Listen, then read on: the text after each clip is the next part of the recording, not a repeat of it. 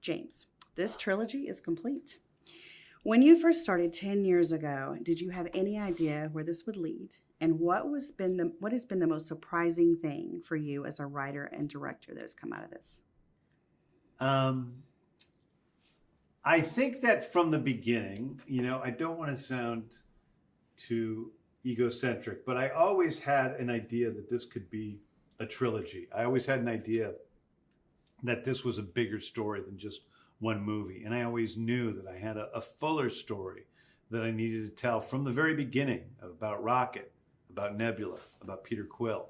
And that's what I think that we've done. Each character has a beginning and an ending that ends at the end of this movie. So I always felt like this was going to be a bigger story. And then I can't remember your second question. Well, as what has been most surprising thing for you as the writer and director for this? I think, probably the most surprising thing about my Guardians journey is just how much I've fallen in love with this cast and this crew and how we have become a family. People work on TV shows, they become really close to people, but we've been making these things for almost 12 years. We've been working on Guardians movies and doing press tours like this and everything. And so we've just become so close. That's the hardest thing, is not seeing these people every day. Tell us about reuniting with the cast and working with them again. Well, the truth is I see Chris Pratt all the time. So I'm not really reuniting when we go back on set. I see Palm all the time. I talk to Karen a lot. So obviously my brother Sean, we're buddies. So it really isn't reuniting. It's just kind of getting us all back together again. And so that's more of what the vibe is. I think the surprising thing on set is everybody being together and everybody has their own important piece of the puzzle on screen, but also off screen in terms of us as a group. Each person has their own specific piece of this family. From the very beginning, when Marvel first came to me and said, hey, would you be interested in doing this Guardians of the Galaxy movie? We're taking pitches on it. What do you think? I was a little afraid. I'm like, this could be stupid. This could be like Bugs Bunny in the middle of the Avengers. I didn't want to create a cartoony character to, ruin the MCU. And so I was driving home from that meeting. I was thinking about it. I'm like, okay, let's say that there is a talking space raccoon. Where did he come from? How could he be grounded? How could I feel real about this character? And I realized that this was the saddest creature in the world. This was a little guy who was taken, a little innocent animal and turned into something he didn't ask to be and was like nothing else in the universe. So he was completely alone. To me, that's the seeds of the entire Guardians franchise. That was always the story I was telling, and it leads to this. So I'm excited for people to see that because I think it's always been going that way. But not to mention the arcs for Nebula, for Peter Quill, for Kraglin. They all have their own story that we're telling that ends with Volume 3.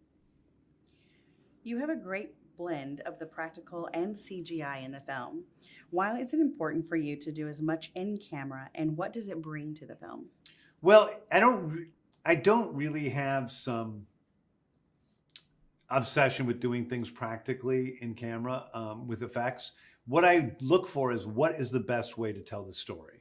So if an effect can be done the best with prosthetic effects, and we have more prosthetic effects in this than any movie ever made in the history of film, for real, then I'm going to do that. And if it's best served by doing computer, graphics, then I'm going to do that. So it's really what looks the best, what serves the story. If you have a raccoon running around who's talking and doing action scenes, you need to CGI that. We can't do that with puppeteering. It's just not possible. But if you're going to have a, vampire Batwoman who's going to have big emotional scenes with the rest of the, the cast, well, that is probably going to be, a prosthetic effect. And I find that something in a lot of movies they do is they just don't prepare enough. So they just do everything CGI because they're being lazy and they're not getting it done beforehand. And we just make sure to take as much time as we need to get things right so we can do it on screen when that's the best way to do it. How did you go about selecting the music for this film? Was it easier since you had done the two before, or did it present new challenges? I think the hardest thing about making this movie was putting together this soundtrack. I think on the first two movies, they were all, 70s AM pop hits. There's a limited supply, a limited amount of top 40, 70s songs that I could use. On this movie, it's songs from the 70s, 80s, 90s, 2000s. So I kind of had all pop music to choose from. And figuring that out was daunting. And I didn't want to let people down. I knew that the first two soundtracks were iconic in their own ways.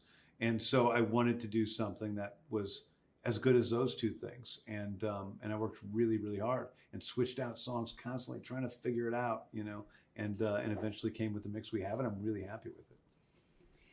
On the day the film wrapped, what did you say to everyone, and was it a bittersweet moment? I don't remember what I said to everyone on the day that we wrapped. I'm working hard. I'm like, I love you guys. Goodbye.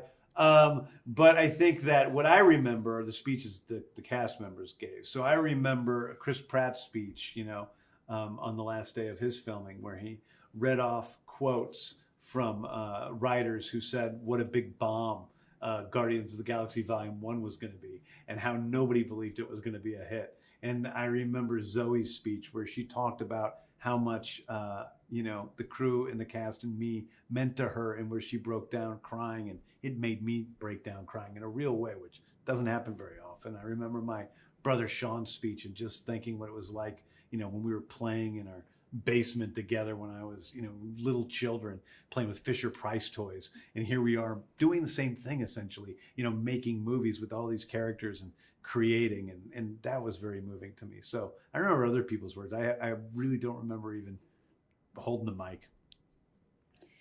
What do you hope audiences will experience when they watch Guardians of the Galaxy Volume 3?